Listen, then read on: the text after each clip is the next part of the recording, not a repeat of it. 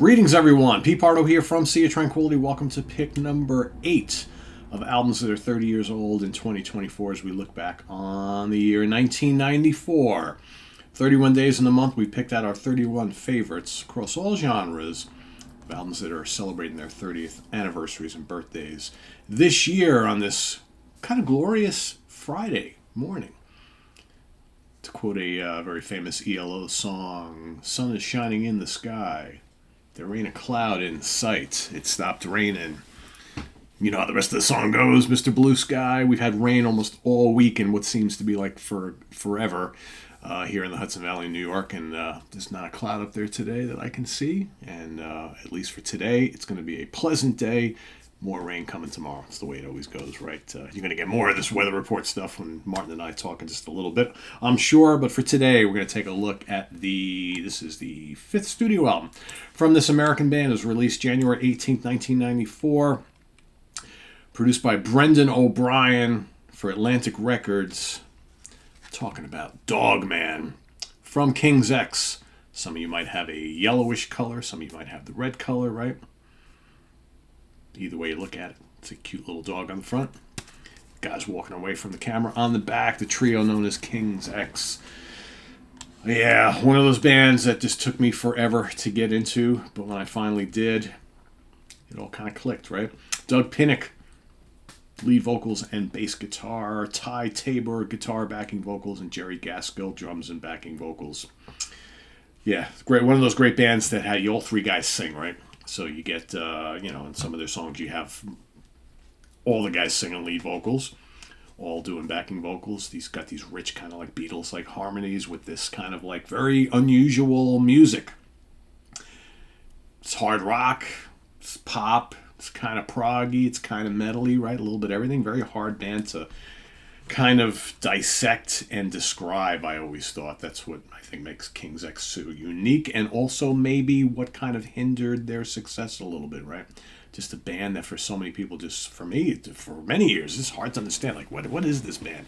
What do they do? What is this music, right? People like to kind of classify and pigeonhole stuff, and these guys don't fit in any bucket, right? But that's what makes them so cool. When you finally do get it, right? You're like, that's why they're kind of so beloved by so many, because they are so different, but they're not really of anything, right? Just a cool band. Anyway, title track kicks it off. Of course, this album to me is a little bit of a heavier direction across part of the songs on here, and I personally like the heaviness. I've always found their productions kind of interesting, right? It's kind of like, especially this album is it's big and bold, but at the same time, it's a little on the muddy side, but it adds to the appeal, I think. Dogman is terrific.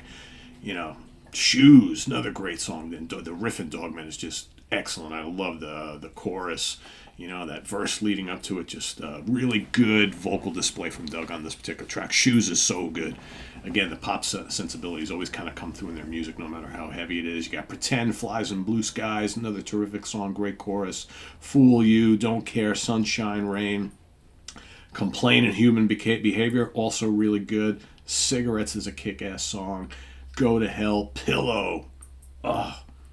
Oh, thundering wind. How thunderous is Pillow. It's arguably the heaviest song they ever did.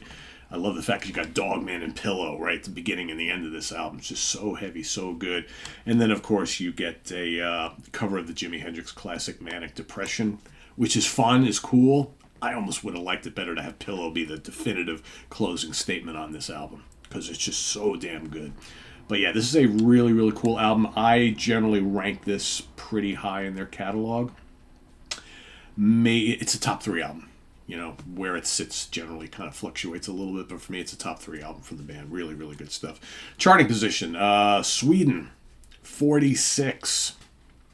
Swiss charts, 47. UK album charts, 49. And in the US, this broke the top 100, made it to number 88 on the Billboard charts. And, of course, Dogman released as a single in 1994, hit number 20 on the mainstream rock tracks here in the States. Don't believe any certifications for this bad boy, but it's a good one. I gotta say once again, the also Signals "Fool You" also released in 1994, and "Pillow" also released, and "Pretend" also released. All these other songs were released as singles, but they didn't really chart anywhere. But Ty Tabor, what a really cool guitar player. It's like when he lets loose. He's not a big let's do tons of solos guy. He throws them in there, but it's more about textures and tones and riffs and things like that. But when he throws out some sizzling solos, you get like this kind of kind of hard rock version of kind of proggy version of like Robin Trower. He's got that kind of cool bluesy tone, right? He uses just the right amount of effects to give that kind of awesome sound. Really, really tasty player that doesn't get enough credit. Like I said, all three guys really good singers and just really great players and very unique man. All right, am I happy that I became a King's X fan after so many years? You're darn tootin' I am, right? So anyway, let us know what you think of Dogman by King's X down in the comments below. It's one of my favorites from 1994. And list your pick as well down there. And we'll see you tomorrow for another one. Visit us on the web at www.seatranquility.org. We're on Facebook. We're on YouTube all together all the damn time. Please subscribe if you haven't already and click on that notification bell so you get alerted of all of our content as it posts. And please do hit the like button before you leave. Also down below, get the links to our Ko-Fi page, our channel donations, our merch page, and our Cameo page. Thank you in advance for all your support there, and we'll see you soon here with more stuff. Busy day here on the channel. Martin Popoff coming up in just a little bit. The Funhouse begins in just about an hour or so, maybe a little over an hour. Stay tuned for that. We're going to be talking about the Rock and Roll Hall of Fame 2024 nominee list. We're going to talk about all the nominations, all the nominees. We're going to list which ones we think should get in, as well as our predictions of who might get in. So that's coming up just in a little bit. We got Ken Golden and the Professor's Picks happening this afternoon, 3 o'clock p.m. Eastern Standard Time. Check it out and see what all the cool new releases are hitting retail today in prog and prog metal, power metal, and fusion. And then we've got tonight for Fusion Friday. We're revisiting Japan once again. 4 great albums, actually 5, including George's pick from Japan. So tune in tonight to see all about that. And then tomorrow, the UK Connection. It's AOR Melodic Rock Day on the UK Connection with Simon and Steven. And then we got Scott Lade from the Prog Corner coming back on Sunday for ranking the albums. We are going to rank the 6 studio albums from the great Norwegian heavy prog man, Arabs and Aspic. So stay tuned for that.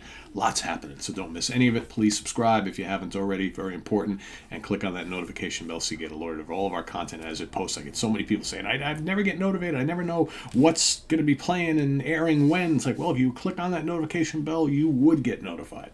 So please do that, and we'll see you soon here. I am Pete Pardo. Thanks for watching. Bye-bye.